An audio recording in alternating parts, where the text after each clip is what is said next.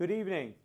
We're here at Concord TV with special election night coverage. I'm Charlie Russell, and the polls are now closed. We'll be bringing the results in when they come, which we would hope would be 30 to 45 minutes. There's a write-in campaign up on wards 8, 9, and 10, which I've been told by a moderator may delay the results, but when we have them available, we have a direct line with these city clerk's office, and it was a cold and blustery day today. The turnout didn't look as good as it has been in past years. That remains to be seen. Ward 5 was, when I voted around 5 o'clock, was about 30%, which is probably going to top the ticket for turnout.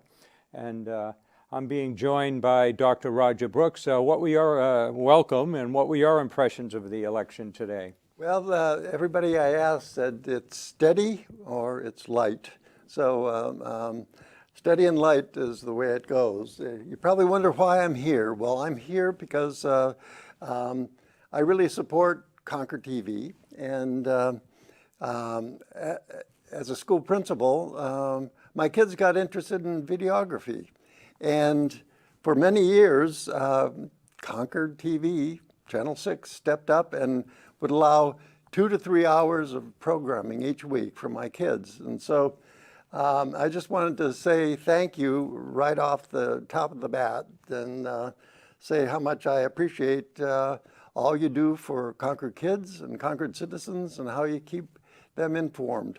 So yes, it was a blustery day, and we're going to look at, I'll probably take more of the school board side, and you want to look at the municipal side? Yeah, I'll keep an eye on some of the races. We got five ward seats that are contested, and we have 2 at large with 5 running with 2 incumbents, and incumbents are difficult to beat. And then we have some school board races. In school board, we really have only one contested against an incumbent, and then we've got very important, we've got 3 important ballot issues. One on the school board side is, should Eastman School be sold?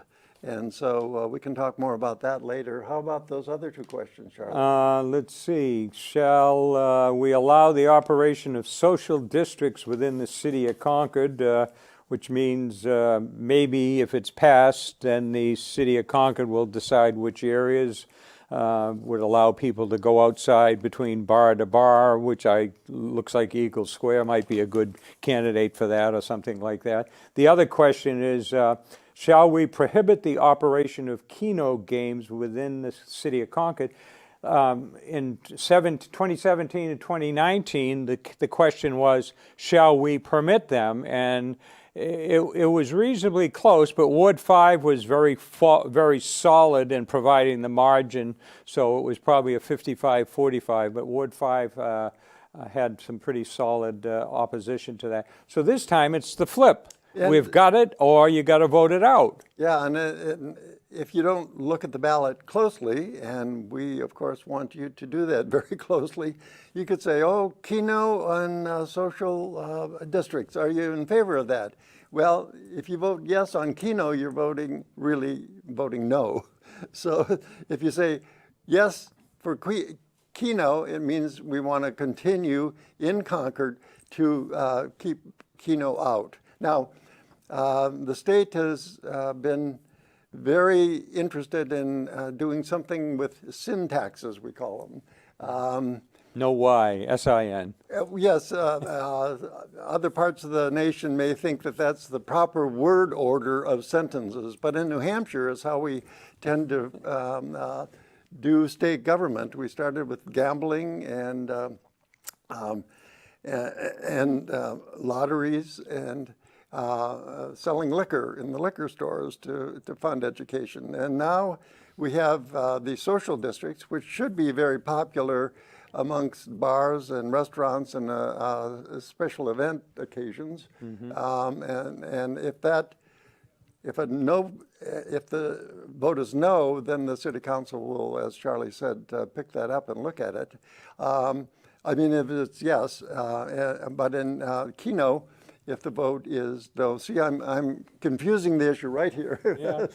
Well, let's kick it over to our other table here. We've got Josh and Rebecca. What are your observations today of the election and maybe the campaign leading up to it? Thank you, Charlie. Believe it or not, this is my debut actually appearing in election coverage at Concord TV in my decade plus.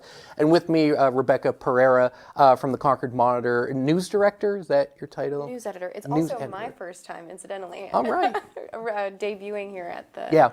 the TV's election coverage, but I've been around for a lot less time than you have. So Yeah. However, you were in the studio when we did election coverage. That's right. There were monitor forums that couldn't be in the high school auditorium, and so we kind of repurposed our studio here to do monitor candidate forums. So you actually have been in the studio, and there's a lot that we can break down from the election. I think first thing I wanted to say was to Roger's point about steady.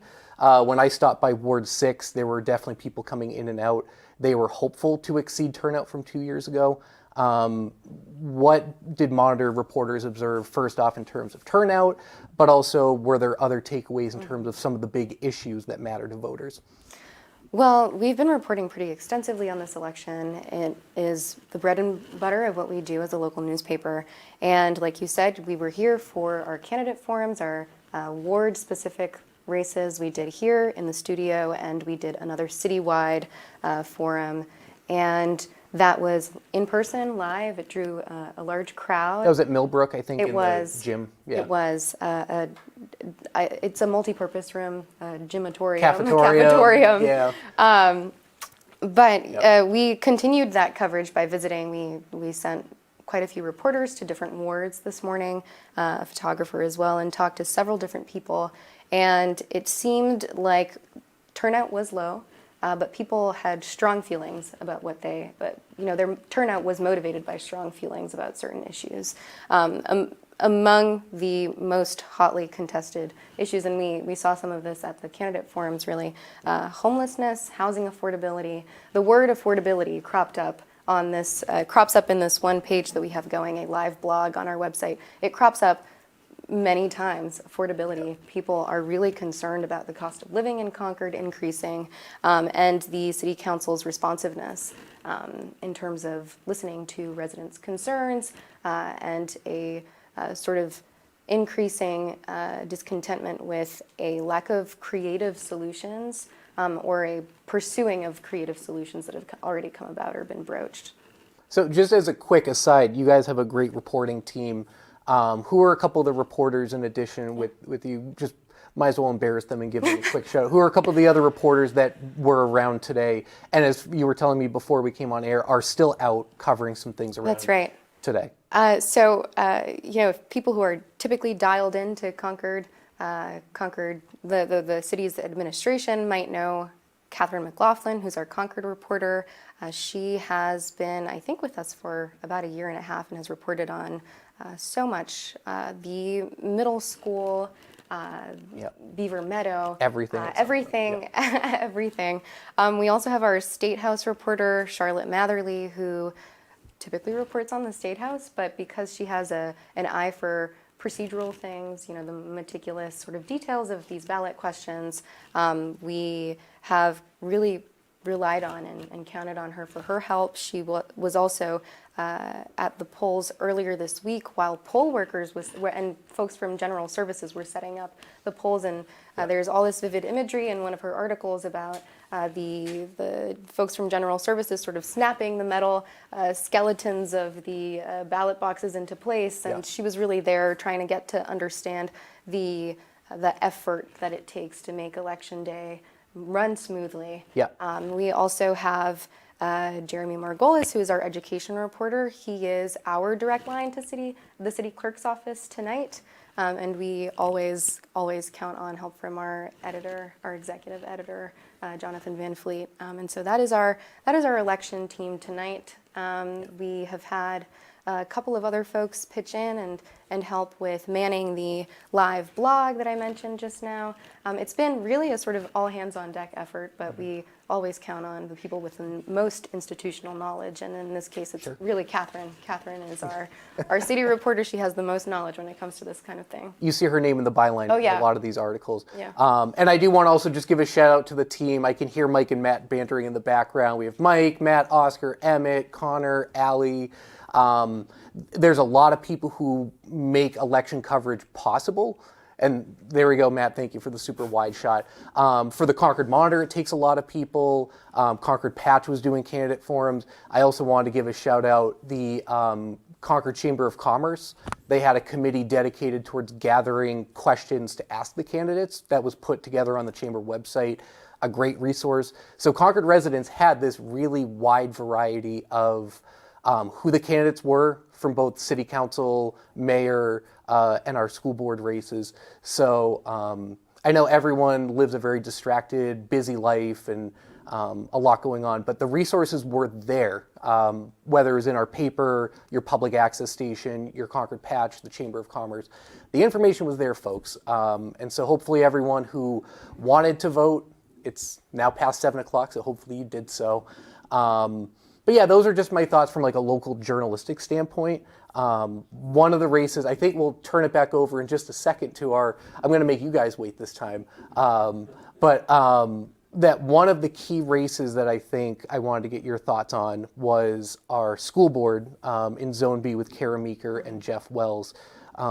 Were you in, did they do the candidate forum did you guys do the candidate forum They in here did, for that? here I with can't us, remember. yeah. What were your takeaways from, because I think that race says a lot about an incumbent and the current school board, and then you have Jeff Wells from the Concerned Citizens Group and sort of that group of residents who have been unhappy with the way the school board has been fiscally, financially. What have you guys, your perspective from a reporting perspective? Well, it seems to me like it's interesting because there is not as much friction as there might seem like there is on the surface. They are, Jeff Wells and the Concerned Citizens seem like they are diametrically opposed to the way that the school board has voted recently, but Kara Meeker's personal voting record aligns with his expectations, and so that was one of the nuances that we got into in our discussion, and we also asked of Jeff specifically. There is all of this animosity, and there seems to be all of this frustration on the Concerned Citizens' part. If he were to join the school board, how would he reconcile himself with the folks who he has, positioned himself in such staunch opposition to for the past several months now? So it's an interesting race, and it touches, at least from the visits to the poll that we did today, it touches on affordability, touches on so many different issues in Concord. We met several different people who said that they are either planning to save up for a home in Concord or purchased their home 10 years ago and have seen their property taxes increase double over the course of the past 10 years. And so, again, that word of affordability cropped up a lot in our reporting today. And so the cost of the middle school, all of these capital projects that the city is embarking on, voters are thinking about those issues, and it's not just manifesting in that race. I think everybody unanimously is thinking about They're thinking about the middle school. They're thinking about Beaver Meadow. They're thinking about the new police station. These investment projects that could really cost property taxpayers a lot of money. Yeah. I think it's an interesting dynamic because Kara Meeker, from me covering a lot of school board meetings, she's been a very active, engaged member of the school board, a lot of committees, being secretary of the board. And then Jeff comes in asking a lot of good questions and has been very attentive. So it's an interesting race, an interesting dynamic. We're going to turn it back over to you guys, maybe get some thoughts. I don't know if you want to talk about some of the city races. There's a whole bunch we haven't talked about, and we're still awaiting results. We have some film too that's available if we want to go to that, but we'll put that off. But Well, I could speak just to the Meeker Wells why don't you race. give your Because I think this whole school board's going to be looking at that very carefully. I know on the positions of each candidate, they're very, very similar, but the dynamic there of kind of full speed ahead or stay the course and pump the brakes versus pump the brakes, I think is going to be something that no matter what happens in the other races, and there aren't really any other races, I think the rest of the school board is going to take their cue from what happens in this race, especially if it's decided easily 60-40 or something. Yeah. Well, it's interesting. I'm going to throw a curveball. Hopefully our crew was ready for me to jump in there. It is interesting you bring up the other school race because we do have in Zone A, we have, I believe her name's Madeline, right, Yeah. running in Zone A. Madeline. And in Zone C, we have Alex Dubois, who, if you look at the ballot, was running unopposed, but Aaron Thompson was running a write-in campaign. I'm curious your thoughts, if you've kind of heard or seen anything from that particular race. Well, I think that a write-in candidacy is very difficult, no matter what you do. And in this type of election, not a lot of people are paying that close of attention. So I think he's going to have, he had great signage over in his area. And I think that, well, it'll be interesting. I think that normally I'd say if you miss the deadline and don't have the right number of signatures or some technical difficulty, that all just about eliminates you. But this election still can hold some surprises. As a resident math historian going back, the city website has results back to, I think, 2011 or 2012. And I recall in Ward 6, just one ward in 2015, there were two people running, and Linda Kennison had been a state rep and had been a former counselor, and they wrote her in a race where there maybe was 250 votes. You know, she won with maybe 40% of the race. So, but it's a much different world when you figure a third of the city, you know, 2,300 votes, 2,500 votes maximum probably in those 8, 9, and 10 for somebody to do something, although the signage was good. And but anyway, but let me run down the at-large. The mayor, of course, is the incumbent Champlin versus Kate West, who was on the school board and then had to moved and then had to, I guess, didn't resign. She was off. And then she ran, I think she ran for at-large last time. She ran against Byron Champlin last time. And so this is a repeat. Rerun. And then at large, we've got Amanda Grady Sexton, who's the incumbent. Second on the ballot is Robert C. Washburn, who was a counselor back, actually ran for mayor in the early 90s against Bill Verino.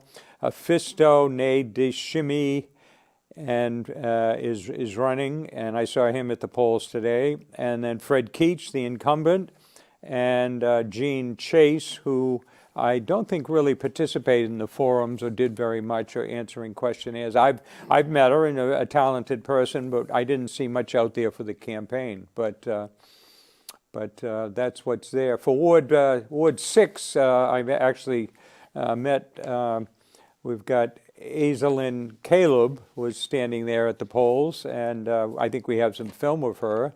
And Brenna Kehoe Scully, and I didn't meet her, but I met her husband that was holding a sign.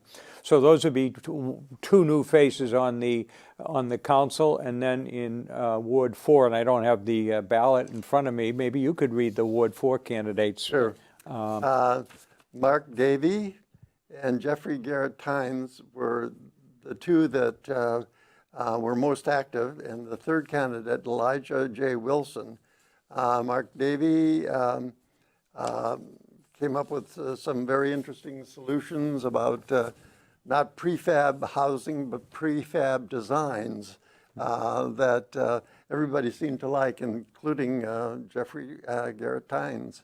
And Jeffrey is a prosecutor, and so he had some thoughts about homelessness and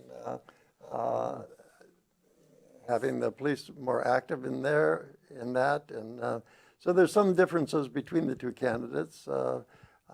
Jeff Garrett Tynes is more used to the public forum, I think, as a prosecutor. But it should be interesting. Yeah. So we can declare some winners here, uncontested. Brent Todd in Ward 1, Michelle Horn in Ward 2, Jennifer Kretovic in Ward 3, Jim Schlosser in Ward 7, and Jeff Foote in Ward 10. And then we have two holdovers at large as a 4-year term. So we have Councilor Fennessy and Councilor Kurtz. So we already have 7 of the incoming council. We're going to have at least 2 new members, and then we've got contested races in 5, 8, and 9. Yep. So, and then certainly the mayor looks like he doesn't have a tough road to hoe. So there'll be some changes on the council, and they'll be reading the tea leaves, as has been suggested, about how the voters are, whether the turnout was big, whether the at-large candidates were shoo-ins or had tough fights. So, we got any film back there?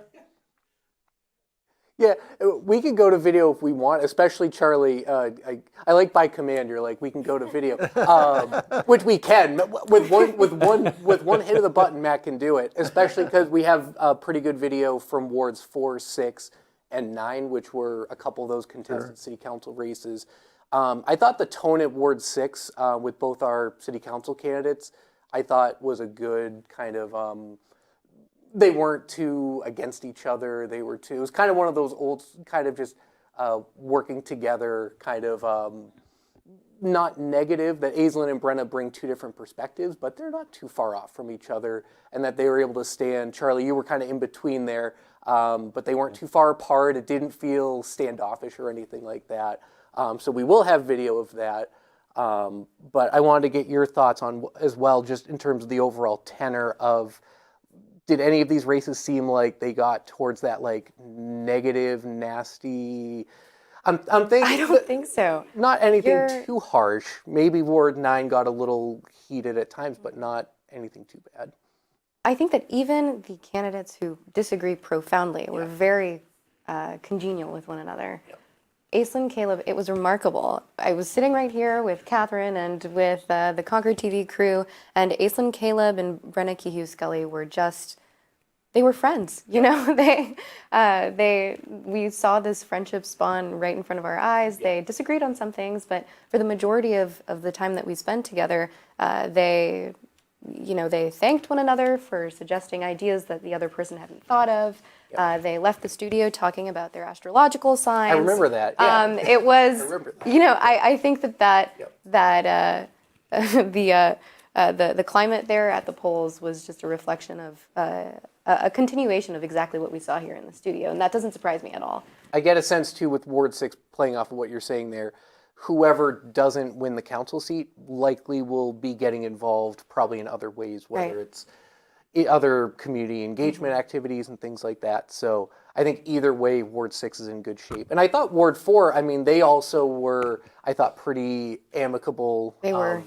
And to playing off the point one of you had said about Mark, his experience on the zoning board and him having served in that capacity, I think goes a long way to at least have seen how some of our city zoning works. And the idea, I think, Roger, that you brought up, I think even Tony Schnella sat here in the platform and said, that's a great idea. That it was actually Mark had brought something up that hadn't been brought up before.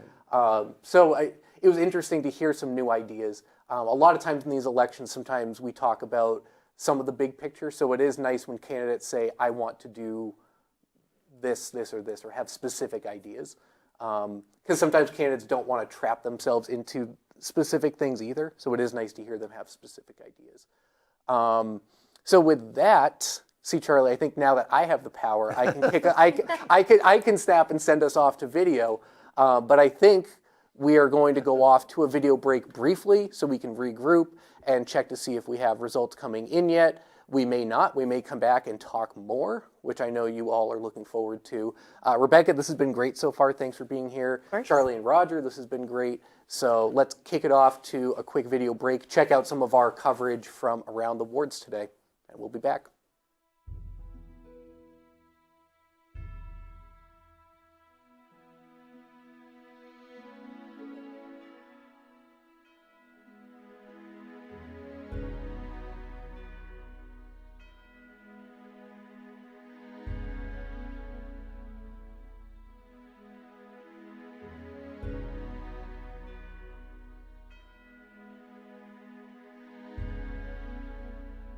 Good morning. I'm Madeline Minot here at Ward 4 this morning. I'm the candidate for School Board Zone A, Wards 1, 2, 3, 4. I'm hoping to meet a lot of voters today and hope everybody gets out and votes in this municipal election because it's super important. I care very much about our public schools. I have 2 children that currently attend school in the district. We have some really important decisions coming up, like selecting a new superintendent. Leadership for the district is really important. That's one of the primary responsibilities of school board. So I'm hoping to be part of that decision. I also support building a new middle school. And now that the school board's voted for that, I'm looking forward to help move this project forward. I'm Megan DeVorsey. I live in Ward 4 in Concord. I'm supporting Mark Davey for City Council and Byron Champlin for re-election as mayor. I'm supporting Byron because he's approachable. Anyone can reach out to him and hear back from him and express your concerns about the issues. I'm supporting Mark. It's my city councilman because he's he's a planner. He has a background in planning. He's interested in green space and walkable communities. Boy, local elections are the most immediate impact on your day-to-day life, I think. And I think our local government is where things happen, where we're heard. Municipal elections are really important. Your vote matters a lot because there's only, a few voters. And it affects your quality of life, the quality of our public school education in our community. So I hope everybody does get out and vote.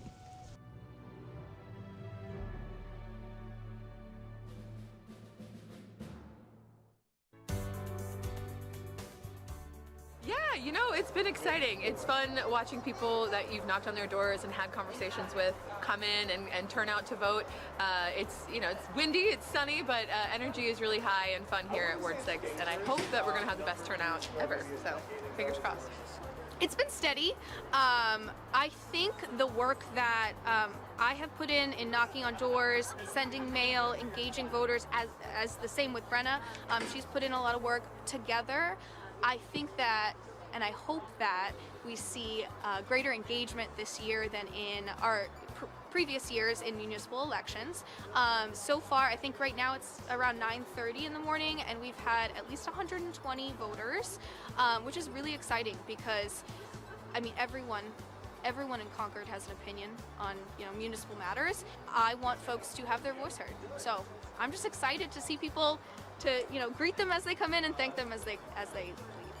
Firstly, I would just say that everyone I've met in Concord is kind and nice and welcoming. I truly have knocked on about 500 doors, and not everyone opened, of course, but not everyone was home. But I did talk to a lot of people, and everyone was really welcoming and encouraging and appreciative of people like myself taking the time out of our days to try and do what we can to know our neighbors and represent the community as best we can. So this has been, I wanted to treat this like a learning journey, a preparation for if I am elected and if I hold this seat, I would like to know everything that I can. So I spent the campaign speaking to, yes, sitting city councilors, former city councilors, city staff, department heads, public works, and also voters and residents. There are a lot of really strong opinions that are shared online in comments sections that I've seen, and then when I get to the doors and talk to folks, they are really concerned about, obviously our housing crisis, but also, taking care of our unhoused neighbors. Voters in Ward 6 are left with a great choice to have that representation, and whatever the turnout is, I think people in the community will be happy.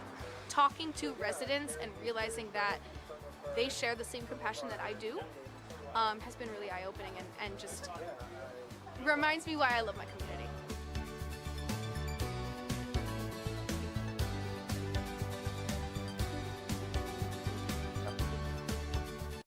Results in, it's Ward 4. You've got the mayor's race. What do we got there? Sure, we've got Byron Champlin leading 408, Kate West 278. It's pretty good sized victory for the mayor, but it's closer than many people probably thought. Yeah, and at the at-large race, this is Ward 4. Amanda Grady Sexton, 422. Second place, Fisto Nade Shami, 326. Fred Keach, 235. Robert Washburn, 153. And Gene Chase, 96. So Fisto surprisingly gets a strong second, about 90 votes ahead of Keach. Certainly that's not Keach's home turf, but and I guess Fisto's from the northern end of town, Ward 1 or 2, so. And then what do we got for who won Ward 4 councillor? That was contested.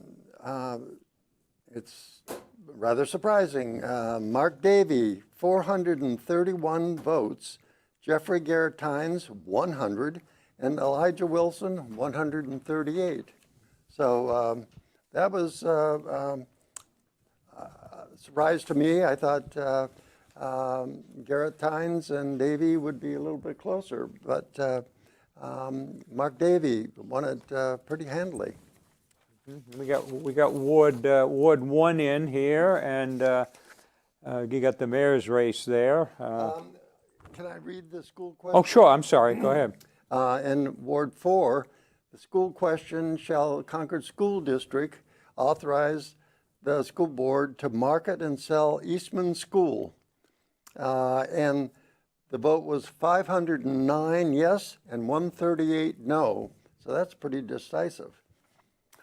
We didn't get results for the municipal questions 1 and 2 yet, but we have some. Ward 1 here now. What's the mayor's race? So Ward 1, Byron Champlin, 297, Kate West, 187. And at large, Amanda Grady Sexton again tops the ticket there with 286. Fisto at 174. Fred Keach, 1 vote behind at 173. Washburn, 134. Gene Chase, 97. So Keach a little more in tune with Fisto's numbers.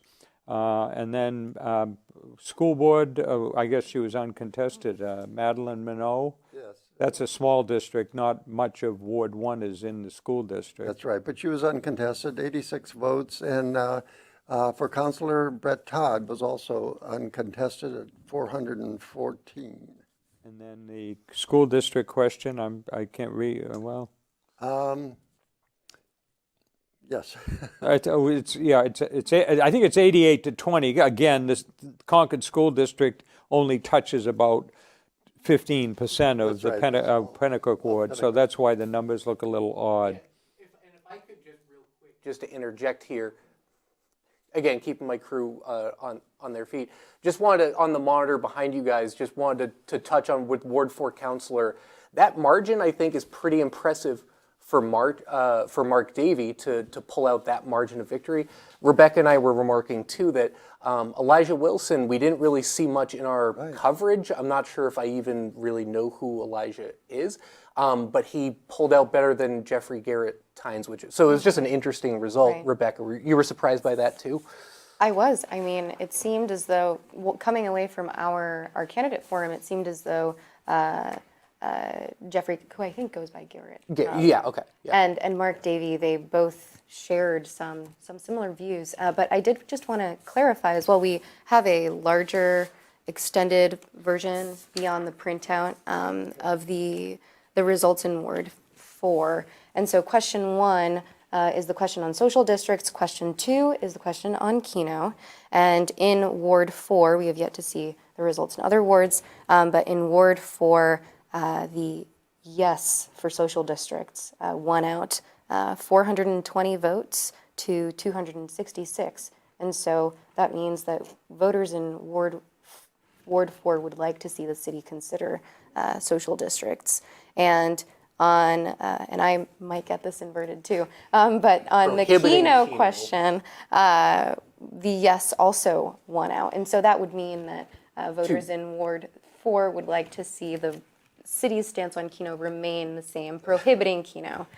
But that margin is so similar, though. Did people It get it is. mixed up, though? I'm not sure. So in this case, we're looking at 421 votes yes on question 2 and 269 votes no. It's almost identical margin for questions 1 Almost and 2. identical. So what we had talked about before about the way that the questions are phrased, I wonder if the common voter, I should give Concord residents more credit than that, but it is interesting because there are Concord residents who don't want Keno in Concord. That's been a longstanding topic of discussion. So, Charlie, we can kick it back to you guys. I got two wards on the at-large race, 1 and 4. Sexton at 708, Fisto at 500, Keach at 408, Washburn at 287, and Chase at 93. So Sexton, the times Sexton and Keach have run together, Sexton has always ran ahead of him through the years, maybe by 5 or 10%, not in very contested races. So she takes an early lead here. And Fisto is with wards 1 and 4. And 4. Second place, right? Yeah, the other thing is the firefighters were out there with endorsements. I think they endorsed Davy, and I also believe the Democratic Party shipped out some did some endorsements as well, and I think they may well have pushed Davy as well. So we have Ward 9 here. You want to read the mayor's race? Ooh. Sure. The mayor's race in Ward 9, Byron Champlin, 310, Kate West, 256. And at large, we have Amanda Grady Sexton, 333. Second place is Fisto at 194. Third is Keach, 193. Again, 1 vote behind. Chase, 150 votes there, and Washburn, 132. So Sexton continues, and Fisto and Keach are kind of in a horse race for that second seat. Right. What else we got there? So Board of Education, Du Bois, the only results we have are he has 412 votes, which is a strong showing, but we had on the mayor's race, there was 566 votes, so that would indicate there might be another 150 there on write-ins yeah. from that, on that. But you want to read the, probably one of the closer results of the evening for Counselor for District 9. Why don't you go ahead? Okay, well, we have Chris Schultz, 342, and Georgievitz, 239. A difference of 103 there, Yep. maybe a 60-40, a little less than that, but 58.9% to 41.1%. hey, well. All right. I just had to throw it. I had to get you on that, Charlie. So anyway, so Sexton continues there, and the school district question, did we read that one? Sure, school district, yes is 424, no 113. So far that looks like it's going to be approved overwhelmingly unless there's a huge reverse of fortune here. I would think let's sell it and let's get some money in the till. Well, you know, I think the big issue on that side, on the council side, was the big cost of Runlet, and anywhere from 164 to 155 million dollars, and then that's not counting interest rates. So many of the candidates were very concerned about that. And so when you look at the thought of selling Eastman School, currently it takes $50,000 a year to maintain it, and they lease it. They can only lease it for $19,000, so it makes fiscal sense.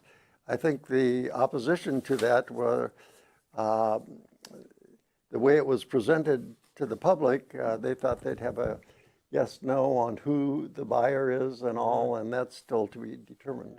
Well, but anyway, so. We've got a couple thoughts over here that we'll jump in. Sure, go ahead. With the Eastman School, that's a pretty wide margin that it seems like so far, with a couple wards reporting in, not that we'd call it yet, but that the Sell Eastman School looks like it's doing pretty well based on early results. Also, were you surprised by the Schultz-Georgievitz result at all? I was not. It seems as though this year is a rematch of 2 years ago. And Yep. so the same candidates sparring for the same seat. And so it doesn't necessarily surprise me, although I would say that from my perception of Georgievitz is that he had a more pronounced presence during the race, Yep. more visibility. But Yeah. again, it seems like as though this is a rematch. And so. Yeah, yeah. And the result, it seemed like also kind of that you have Councilor Schultz and Andrew Georgievitz running with kind of two different perspectives. And like you said, a rematch. Visions. Two for the different visions, city. yep. That's right, yeah. So it seems like Ward 9 has spoken when it comes to that. And I know we will have a couple wards coming up. The results keep coming out here.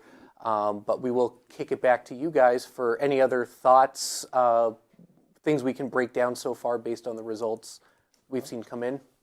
I'm saying they have ballots cast on Ward 9, 605, and last time around there was 521, so a little bigger turnout.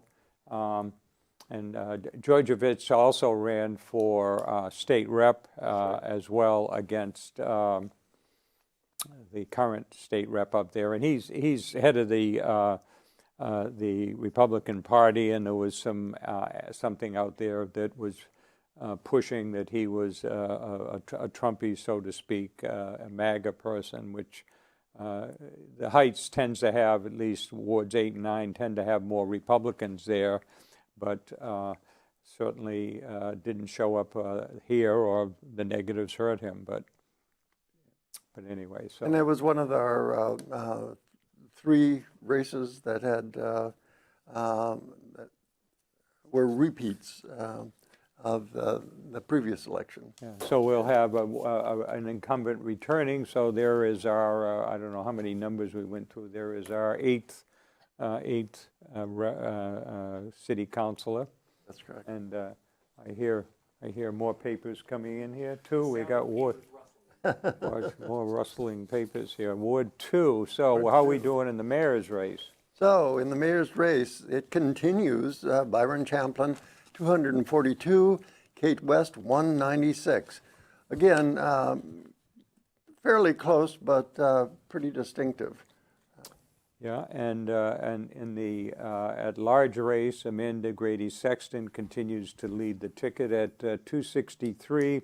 Second is Fisto at 171. Third is Keach at 141. Fourth is Washburn, 117. And then Chase at 95. Horn, I guess, was uncontested, so she was reelected. And Minio, it's her second, she's unopposed, so she's in. Yeah. On the Concord School District question, yes, 204, no, 56. So again, overwhelmingly in favor of the sale of Eastman School. Fisto with, again, a 30 vote margin over Keach. He's come in second in every reporting so far. And Sexton's come in first. Bob Washburn returning for, I won't say his last hurrah, but he ran as a state rep on the Heights last time. I think he actually ran in, I think, three wards. And then he's running at large. He was elected at large multiple times, That's but right. certainly he's a senior, and apparently it's time to pass the torch to Fisto or to other candidates. But at this time, I guess I'd thank all the candidates, win or lose, for running. I mean, they make democracy work. The poll workers, we realize from other states how important the integrity of the elections are, and there's never been any questions raised, at least within the state of New Hampshire, about the integrity of our elections. To the people out there holding signs, myself, for 2 hours, two 1-hour segments and talking to people, and for the people who are involved in the campaign. That's what makes democracy works, and thank you for doing it, and whether you win or lose, Bob Swiker, Roy Swiker, and more than a few others say you can run again and again and again. And one of the better stories is Roy Swiker's father ran, I think, 8 times for school board, and the 8th time he tied.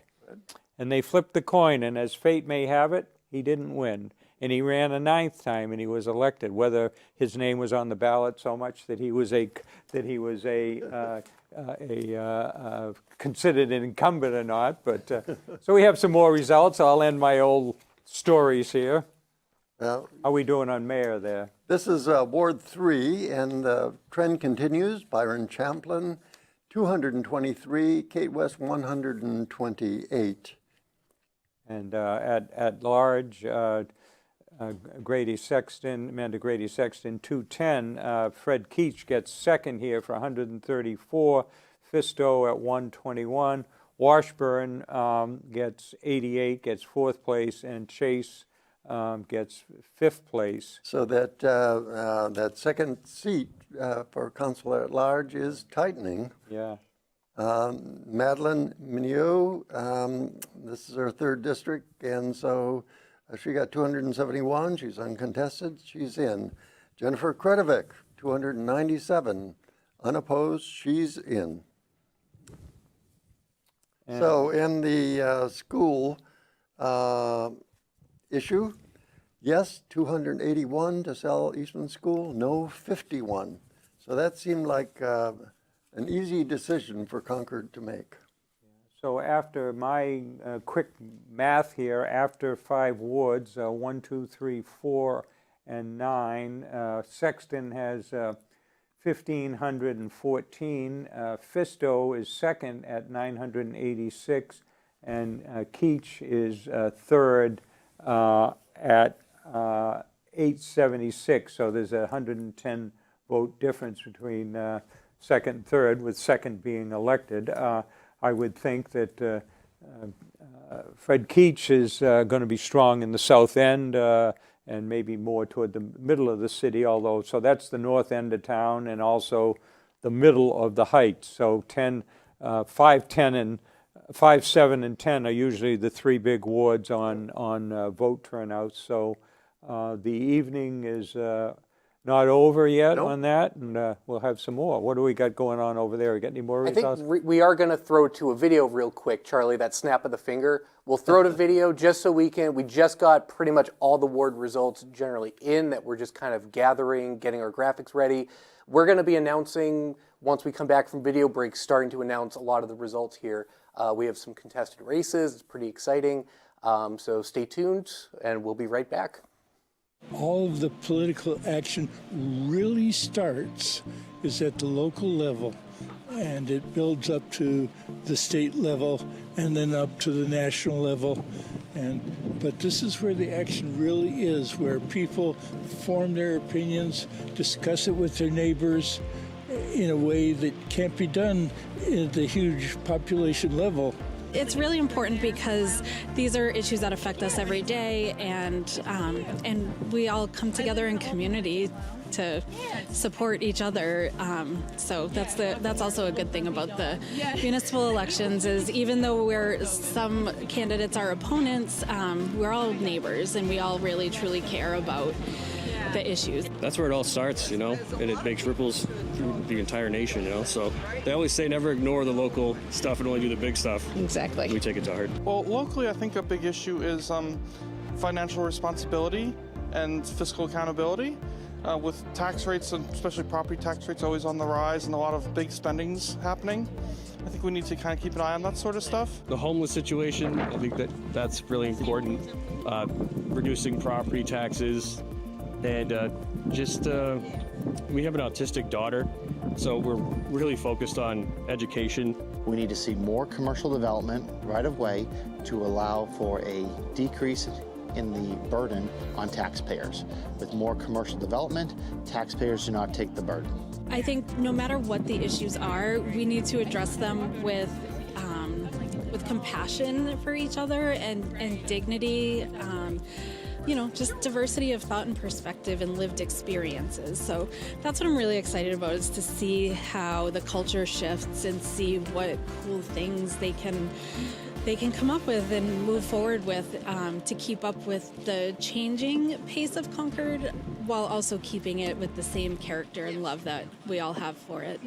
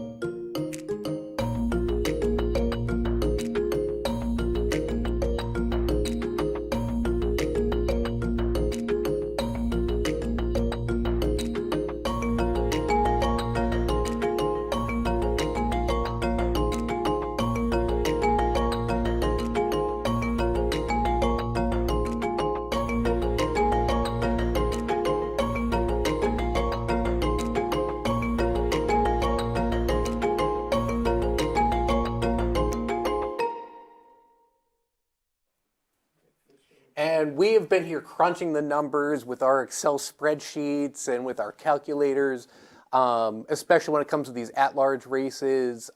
We know that Zone B, school board is another one. But I want to, Rebecca, real quick, the mayoral race, not that it was really in question that Mayor Champlin would lose re-election, but the margin that we're seeing, at least in our tabulating right now, is roughly 60-40 margin between him and the challenger, Kate West. What do you think? Are you surprised by that? What do you think? Well, I think that from from our mayor, our citywide candidate forum, it seemed like Kate had expanded her platform. She spoke to a lot more than just government transparency and the ability of residents to be able to speak about any issue at city council meetings. And that had been sort of a core tenet of her previous candidacy. And at this stage, she spoke to a lot of different issues. She spoke to homelessness, more creative solutions to address the city's housing affordability crisis. And so I can't say that I am surprised that this many people turned out to vote for Kate West. We had, I'm looking back here through my notes, one of our reporters met with someone named, a voter named Mary Mayo, who lives here in Concord, has lived here her whole life, and who described driving past the Friendly Kitchen every day and feeling a sense of compassion for the people there, and frustration at leaders who in her opinion, she feels are not doing enough. Is that from a about piece that just went city's- out today? Yes, from our live blog. And in her case, Mary was one of these more than 2,200 voters who voted for Kate West. She told us that she voted for Kate West. She was looking for a change of pace in city leadership, excuse me.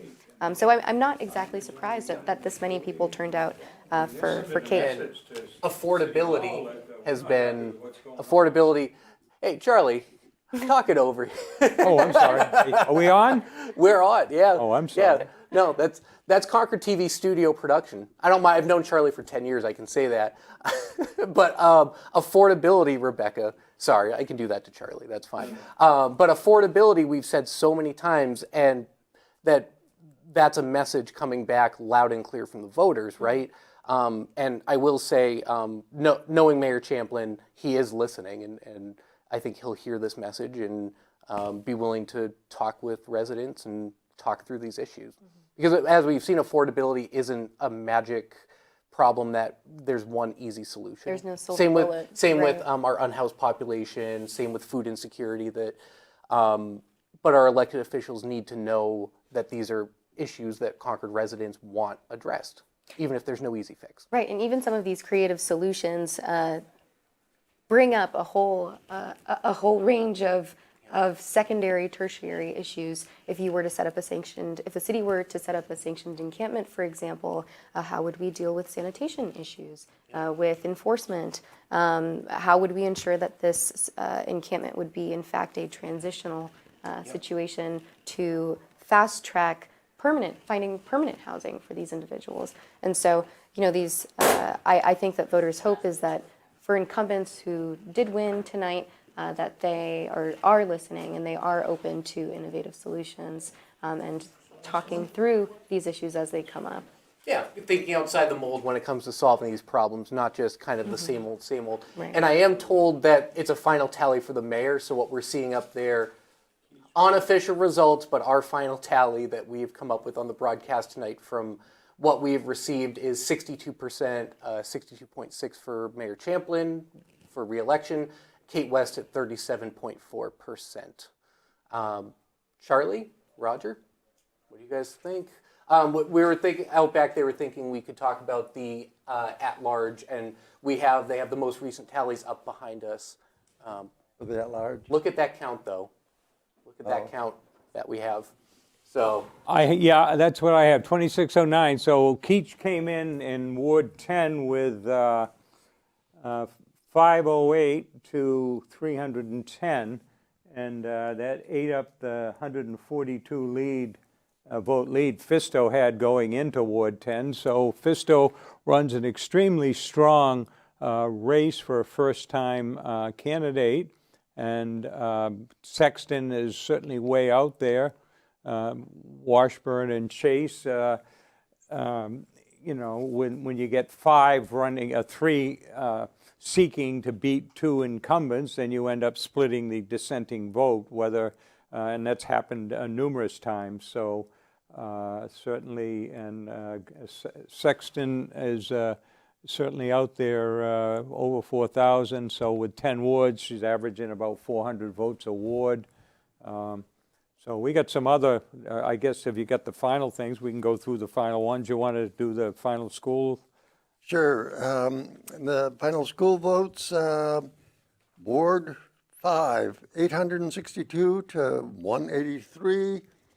Ward 6, 371 to 106. Ward 7, 812 to 172. So we're going to be selling that piece of property, or at least Yeah. marketing it, or whatever they're doing. Ward 8 is 391 to 107.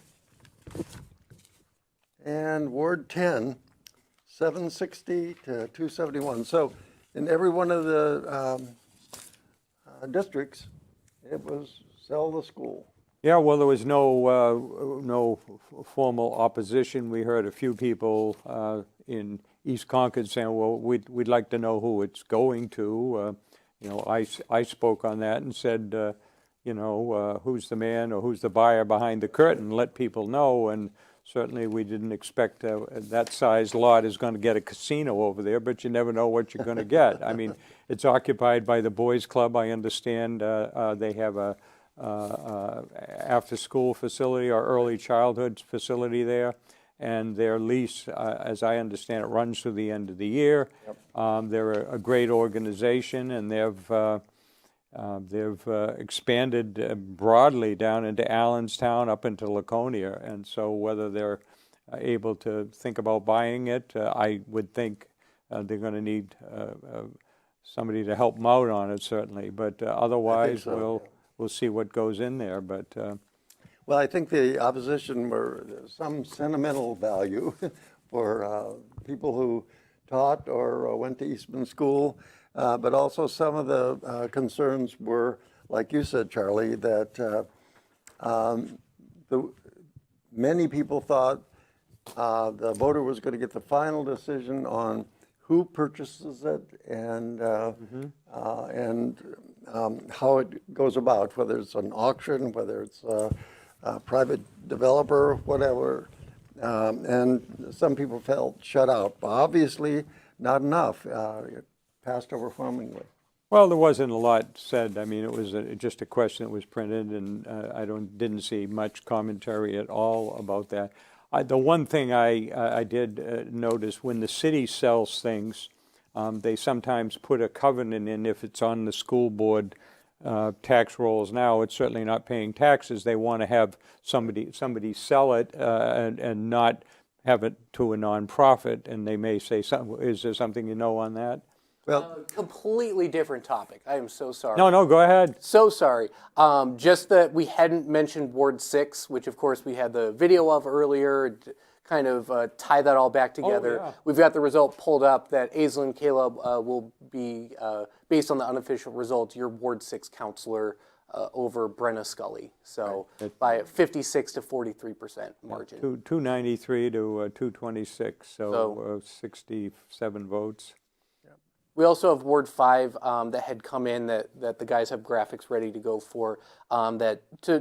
Not much of a surprise there. Stacey Brown over Alex Dellis, 853 to 193. Where are we at? I haven't heard much about the social districts or the Keno.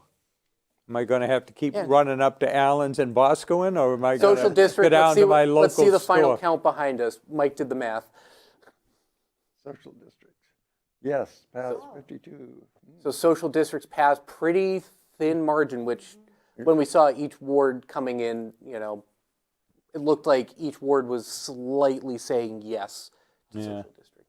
And do we have the, here we go. Wait, what about Keno? Keno. But you still can't play Keno. You got to go over to Pembroke for that. Or run down to the Chinese restaurant down by 89 in Bow. Right at the Bow Junction, yeah. That's such an interesting, Rebecca, I said before, I don't want to not give Concord residents credit. Is it just Concord residents, and maybe Charlie could speak on this after, and Roger, about, is it just opposition to Keno, or was the phrasing that we keep referencing in that second question for folks just getting it backwards in a sense? I'm not totally sure. I don't think that any really strong feelings in favor of or in opposition to Keno surfaced in our reporting. I do think that the phrasing of the question is inherently confusing. But again, I don't want to undermine the average intelligence of the Concord voter. Yeah, exactly. No, it's smart people. No, we know that. But, and I don't want to get myself in trouble. So now in terms of the social districting, I'm sure the monitor will be tracking where this goes from here on. Right. How do you understand kind of the next step? Where does this go from here? Well, this vote is not a blanket. It's not a blanket endorsement of social districts. It's saying to the city, It go is- ahead and... Yes, it is permission from the voters for social districts to be explored, for there to be some consensus about where they might go, how they might function, and that consensus would have to come from the city council. And so, you know, there was a lot of discussion, especially from our younger, from younger candidates, people like Mark Davey, Brenna Kehoe Scully, her opponent who won, Aislinn Caleb, all of these younger people who were talking about other issues, but also sort of the revitalization of downtown, attracting younger residents and showing renters that we value their contributions in Concord, and we value what they bring to the city. And it just seems like that conversation spills into social districts because, you know, there is very little. I'm a young. You and I are both young people. We know that there is. Barely. You're still young. I'm barely hanging on there. Where there's They're gonna very kick little. me out of the young professionals There's now. very little nightlife in Concord, Yep. and so this could be one step toward redefining what the city's nightlife looks like. Yeah, I heard a lot of people who were cautiously optimistic that the city could look at a policy that makes sense, that isn't irresponsibly done. So we'll be interested in seeing that. I don't know, Charlie and Roger, if you wanted to announce the Ward 8 City Council race, which came in and was announced. Challenge you guys to dig through your notes over there. Yeah. And we have the Ali graphic up. Siku, the incumbent, 336, and Jonathan Cate, 178. So, Incumbent one. yeah, I'm looking at the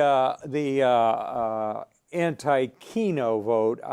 That may have been the expression of we don't want a casino here, and this is how we can tell you that, you know, because obviously Concord has had a lot of negatives about putting a casino here. That's, I guess the wheel is still spinning, it's up in the air, and But also, Charlie, I think that it's consistent with the previous stance of Concord citizens. You know, I don't remember the exact vote, but I would say it was close to 60-40 before that they did not want Keno, where other towns around us have adopted it. Keno is pretty much in the same position it was before. You know, on the social district, back when I first came to Concord, we were called the city in a coma. And it was that not only did the sidewalks roll up early, it was more like 6 o'clock or 6:30.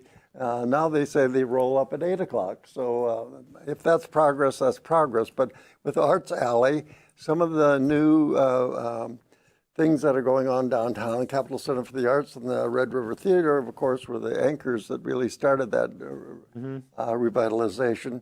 And now Arts Alley has just owned up. It seemed like a perfect venue for that sort of thing. I think the city's going to have to, I think the city prides itself in having crosswalks on Main Street that some people actually obey.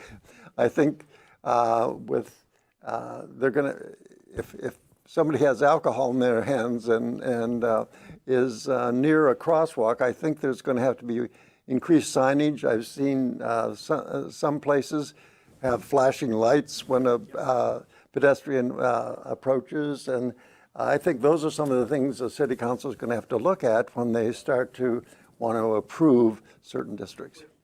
Which pedestrian safety was something that came up quite a bit with, I believe, Ward 4. Maybe not directly related to social districting and all that, but I know Ward 4, our candidates had talked about crosswalks and those flashing signs potentially for pedestrians. I did want to pivot, Rebecca, and put you on the spot. Did we hear about School Board Zone B? Did we hear about that and the result? And maybe the guys in the back have a graphic for that as well. Zone B, we did. So Zone B includes wards 5, 6, and 7. 6, 7. All right. I did not expect to hear that from you tonight. But, well, we're gearing toward a younger audience. Let's put it that way. We did get results in earlier tonight, and we can see up on this graphic that Kara Meeker, our incumbent candidate, has won in this race. Jeff Wells, interestingly, did eke out a victory in only in Ward 7 by a handful of votes. In that ward, incumbent Kara Meeker, she obtained 508 votes. Jeff Wells obtained 526 votes, so a very, very, very narrow margin. Yep. But in both of the other wards that are included in Zone B and that ended up defining the winner in this race, Kara Meeker won. She bested Jeff Wells, and we discussed this race previously, but it is definitely interesting. Yeah. The other thing I'm curious about is where we had our writing candidate, Aaron Thompson, which I think we've just been careful about because it's a write-in candidate. So we don't have write-ins for 2 of the wards, I'm being told in my ear. Takes a while to do the write-ins. I was told by a moderator. Okay. And the other thing on the social districts is, a story goes back 20 years or so when Cafino's first opened, which is now a closed coffee shop down across from the Merrimack County Savings Bank. One of the owners said, "I'd like to put a table out on the sidewalk." And the city inspector came over and they said, "Well, if you do that, then everybody in town's want to do that." And she said, "Yes, and won't it be great? It'll be just like Portsmouth." And so Concord has changed. And there wasn't, again, going back 15, 20 years ago, you couldn't park on the streets overnight without getting a ticket if you stayed there. And, the city has changed, have downtown people. So, obviously we're a city in transition. When I first came here, Concord, 50 years ago, Concord was pretty much an independent city of 30,000. And since then, we've become, if you look at the bus station, a suburb of Boston. The buses that run down go down to Boston, and they work the commute time. Well, if you're making the money down there and you can get your family to work out with it. So Concord has changed, and the social district seems like just another step along that way. So, but in classic Concord format, it's happening a little bit gradually. That, like Rebecca, you were pointing out, that there will be a process that the city goes through to figure out what it would look like. So Concord changes, but there is this process in which I think it's done in a calculated way. And so we'll see how it turns out. I don't think it'll be Bourbon Street, but we'll see how it turns out. We're pretty close to getting pretty much most of our final results in. Rebecca, I think we'll bounce back and forth a couple more times, but are there other major takeaways that you have from now that we've seen the aftermath of mayor, our very close at-large council, wards 4, 6, 8, 9, kind of things have come through? Just general thoughts and takeaways that might kind of head into what the Concord Monitor looks to cover next. Well, I find Fisto's performance impressive. Yep. He is, I think, the youngest candidate in that race, possibly the youngest candidate, among the youngest candidates on the ballot. Yep. And he and Councillor Fred Keach, who will ultimately be keeping, it seems like he'll ultimately be keeping his seat on the city council, were neck. I wouldn't even say neck and neck. It seemed like until the Ward 10 results came in, it seemed to me like Fisto it would seem likely that he was ahead up until that point. That he was going to secure that seat, that there, we would have called that an upset.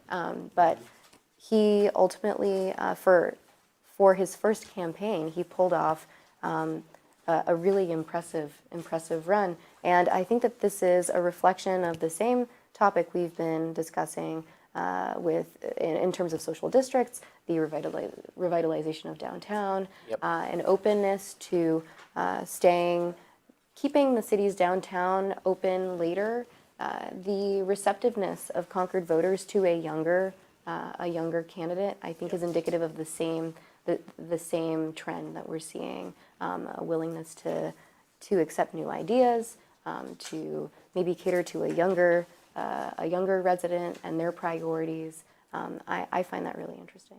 It was a very active campaign. He was out there, and the fact that it translated to votes, because sometimes you see like a social media campaign or a very energetic campaign and wondering, will it translate to people showing up at the polls? And a lot of people did for him, so that was really impressive. Right. I mean, I read many of Fisto's op-eds in the Monitor. He discusses issues of race, racial equality in the system, diversity, with such passion, and so I think that struck a chord with some of our readers, and clearly it struck a chord with Concord voters. For sure, and I am curious how a couple of our other at-large candidates, where votes potentially got split. Charlie had mentioned before with 5 candidates.